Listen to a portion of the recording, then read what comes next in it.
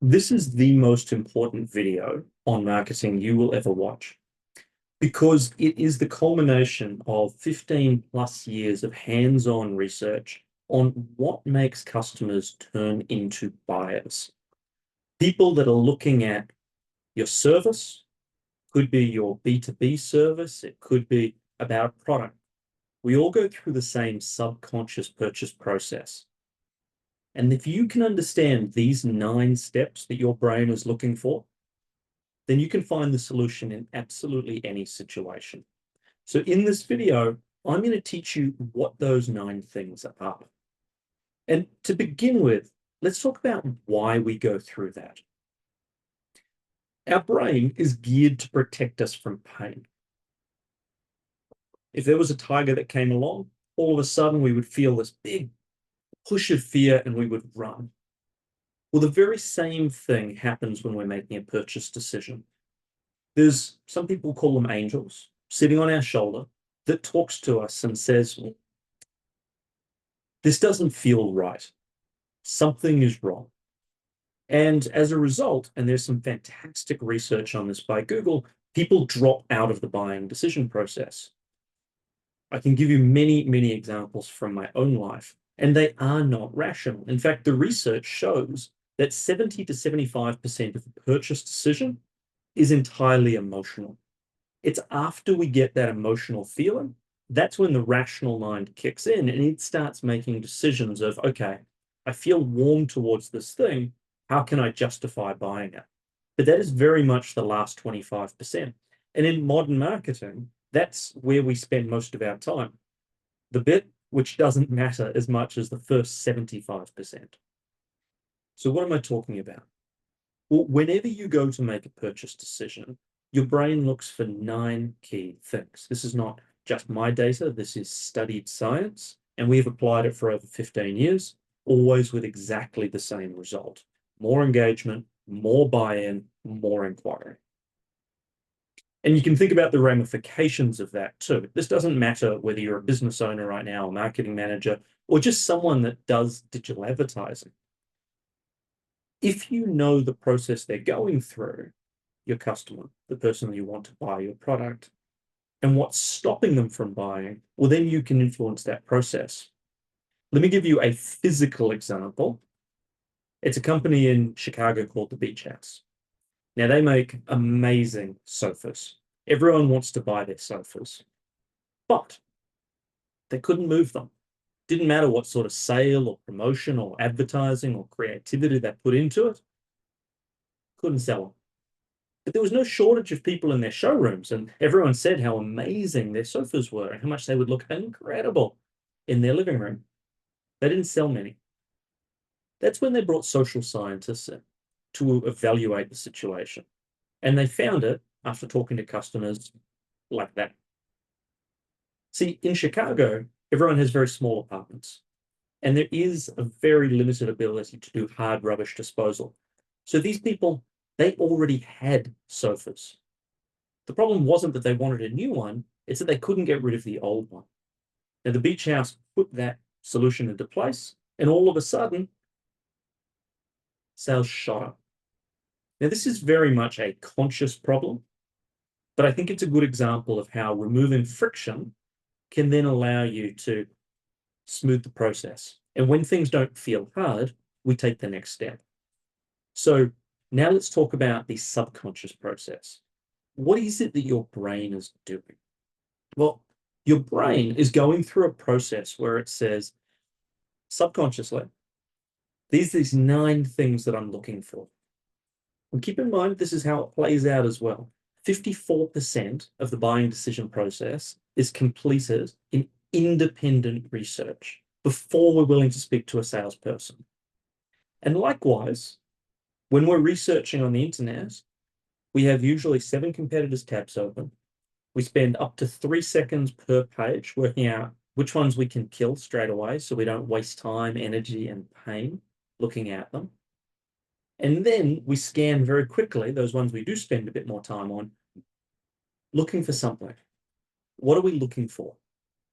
We're looking for safety, we're looking for security, but our brain is going through this checklist of 9 things. So let's get into them. And what I want you to do is pull out a pen, start thinking about these things, start really writing them down, studying them, understanding them. And at the end, I want you to start thinking about how you can apply these to every situation in business. So I'm going to share my screen now.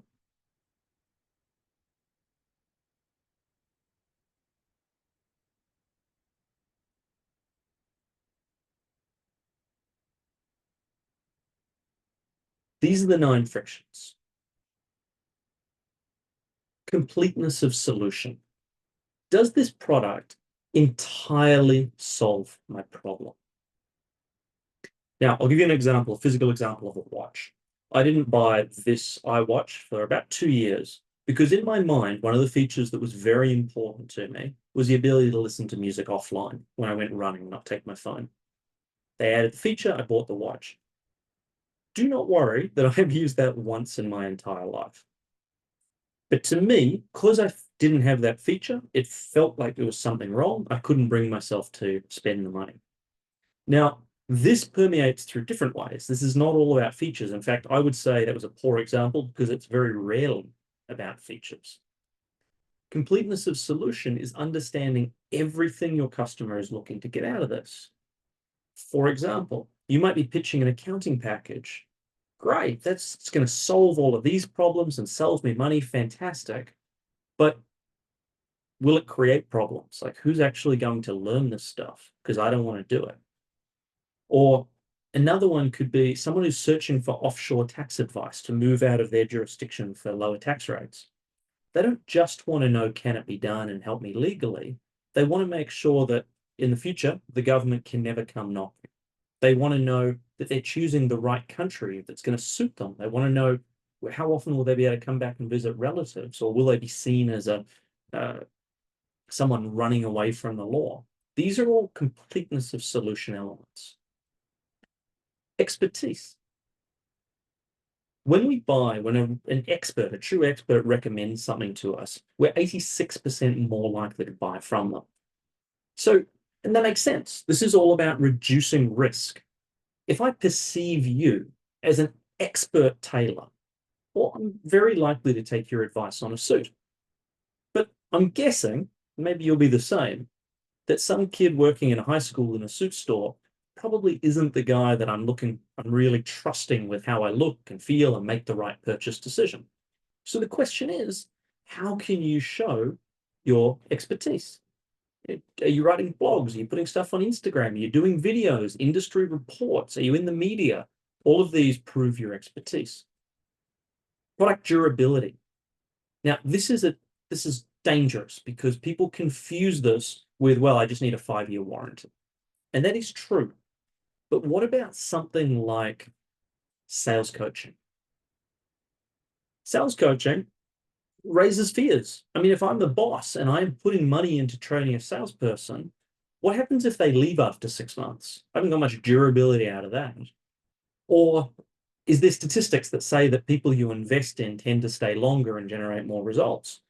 Or is there a statistic or a process that you've put in place that means the company can pass down value to every subsequent salesperson? That's product durability. And that's what I want to know, so I know my risk is decreased. Product pricing is terribly understood. Yes, it is essential that you show people something about pricing. I cannot tell you how many tech websites, countless, I've been on that say inquire for pricing.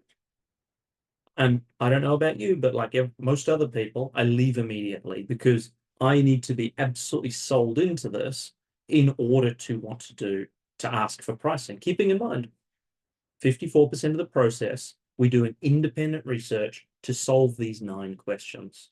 So if you won't tell me what the price is, or give me some example, which I'll go into in a second, I feel friction and I leave. So does this mean that I have to give you an exact price? No, of course not. What it means is that we want to give them a ballpark, something that they can work with and feel comfortable. So it could be a case study of other customers like you, how much they spent and what they got. It could be a comparison to competitions, not even exactly competitors, sorry, not exactly dollars. It could be saying, well, Deloitte is up here and Steve's Crazy Bargains are down here, and we're somewhere in here.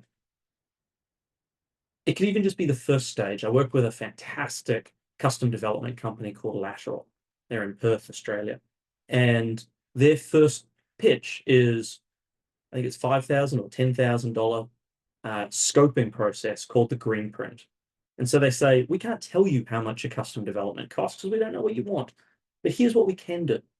We can sell you this. It's a fixed price. And at the end of it, you'll get a scoping doc that's this thick. It is bulletproof. It's everything that's needed. And you can take that to anyone. But because we're the ones that designed it, they'll probably use that. The point is they're giving the customer understanding of pricing.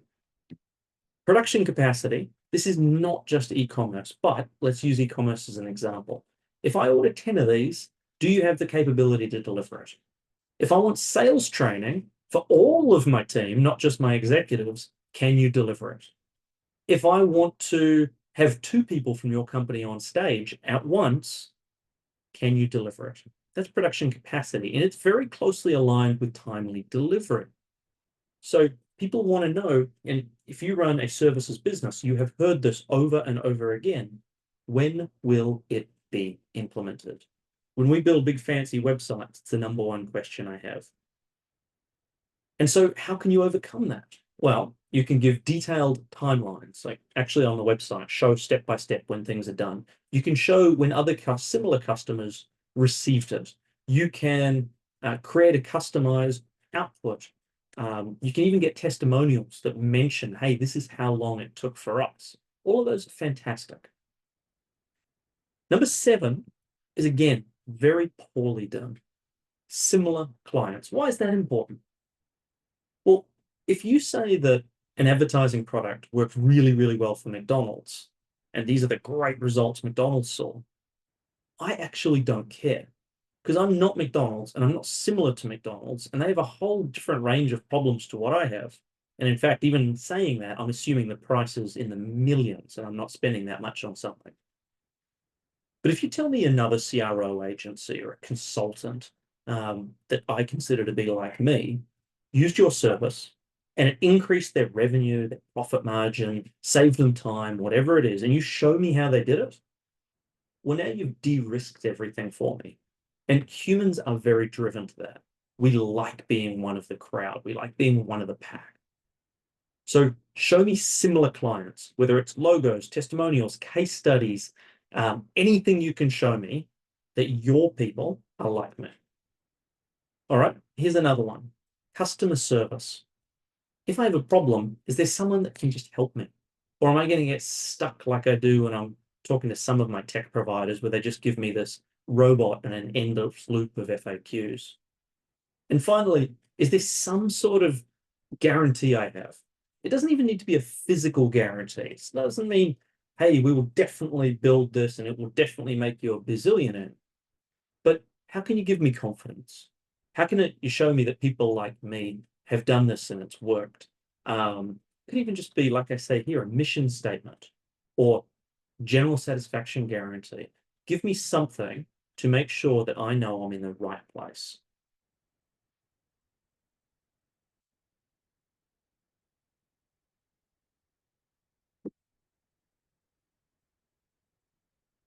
These 9 frictions, if you apply them to every part of marketing, you will see the results shoot up. What my homework for you is this. Write the 9 frictions down, study them, understand them, and be able to adapt. Then, what I want you to do is start thinking about how to apply them. So, for example, let's say you receive a spam email. We'll get them. What is it about the spam email that makes you feel, ugh? And if you were writing this for them, what of the 9 frictions could you lean into if you were just to lean into one that would help give it credibility? How about if you're trying to convince someone of something? Which of the 9 frictions could you lean into? Or how could you apply maybe multiple of them? Or if someone pitches something to you and it doesn't feel right, why? What weren't they giving you out of the 9 frictions? Now, if you do this and you master this, you're going to be able to apply it to any part of your business life, any. And this will give you the strategies that you need going forward. At JMarketing, we've been using this for over 15 years, and every single time when it's applied, it's tested and it's shown to work. We see the same thing over and over.